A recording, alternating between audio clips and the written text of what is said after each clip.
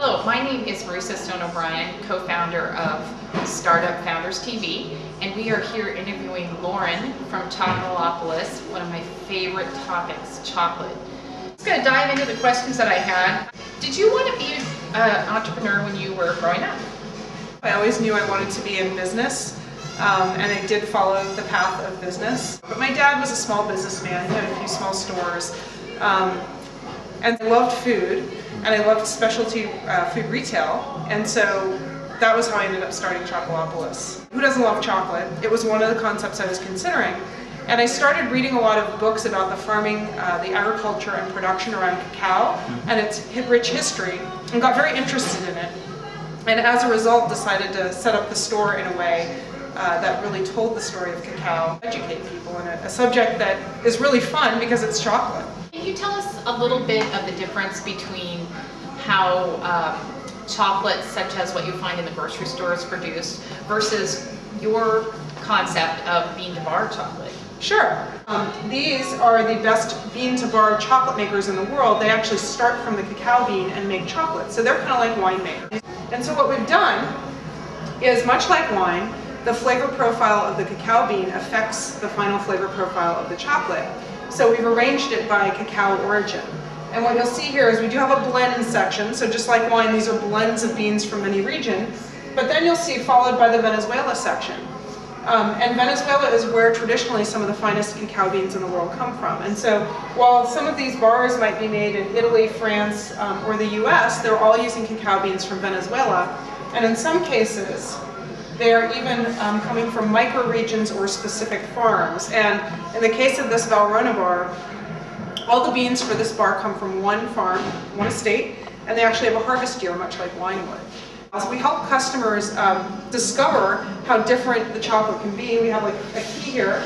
It ties back to the way we've organized the regions. One of my favorite regions is Madagascar because the beans have a very cherry kind of citrus note to them, and it's very different. You taste it, you taste the chocolate, but it almost tastes like you're eating a chocolate-covered cherry, and it just has to do with the bean variety and what the chocolate maker did and how the beans were fermented, and then that's how it gets that wonderful flavor. What have your struggles been as a startup? Okay. I would say the biggest struggle is that we opened 2 months before the stock market crashed. And so we opened in July, which normally is not a busy time for the chocolate business. July and August are usually very, very slow. And we did very well that July and August. And I thought, wow, if July and August are this way, imagine what September is going to be like. And then we got to September and the stock market tanked. Everything just dropped off. And so I think, quickly, I had to come up with ways to build revenue and get people into the store. I had planned to do chocolate tasting events, and we quickly moved those up to the front and started really aggressively going after those as an event business with event management companies, with private groups to really drive revenue, and that helped a lot. Because last year, being a founder and being by myself, I don't have a partner in the business. We opened a seasonal store, and as a result, I said I can't book any more of these tasting events because they're just too intensive, and I'm now trying to manage 2 stores. I deprioritized the events, and there went that revenue stream. I think the good part is that we've been forced to learn how to succeed in a really poor economy. So Where did your source of funding come from?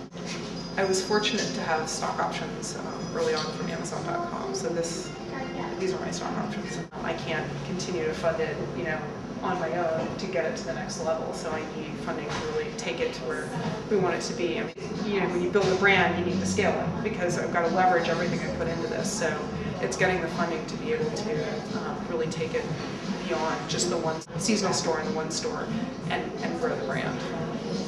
You sound extremely passionate about this, about chocolate. Yes. Was that the driver? I think it was twofold. I think, I loved chocolate. When I started reading these books, I just got really, really passionate because I think I love the educational piece that we're telling. I love the issues around cacao. It's not just a retail store. I can talk about, these micro batch producers. 2 examples here. These guys produce 50 pounds of chocolate at a time. They're Americans. I talk to them all the time. I learn about how they're sourcing cacao. I learn about the issues they face when they're trying to get beans out of Venezuela, which, there's a lot of political turmoil there right now.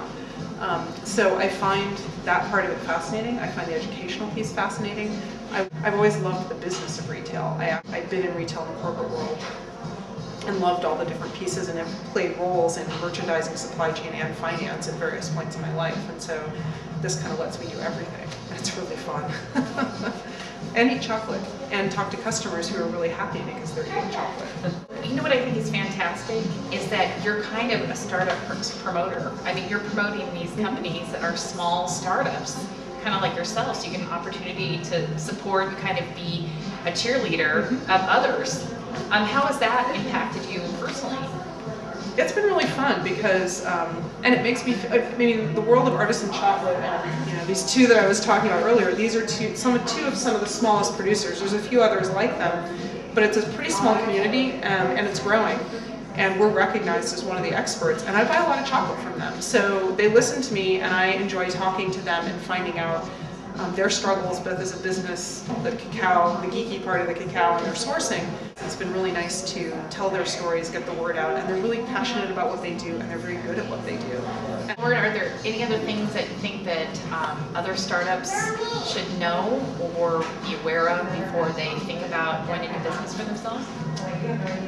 My husband always likes to remind me, it's lonely being an entrepreneur. It's very lonely. You know what? At the end of the day, you could have worked, 10 days straight, and an employee calls in sick, and you've got to go cover. And then, of course, this is retail I'm talking about, but I think it holds true in any business. At the end of the day, the buck stops with you, and if nobody else is going to be able to do it, you're going to have to do it. And it doesn't matter if you're getting 5 hours of sleep every night for 10, 12, 20 days or 6 months. It's hard, so you better love what you do and be very, very passionate about it, because then it makes it easier, because at the end of the day you're still doing something fun and that you really care about. And so if it's going to be hard, at least let it be something you love. And the other thing I would say is, I had a pretty significant business background, so doing a business plan was very easy for me, and it was something I would never have opened without. And doing all the forecasting, the revenue forecasting, and sales kind of driver models, but they're really important. I just want to thank you for being with us today and the opportunity to talk about one of my favorite subjects, which is chocolate. Thank you. I really enjoyed the opportunity.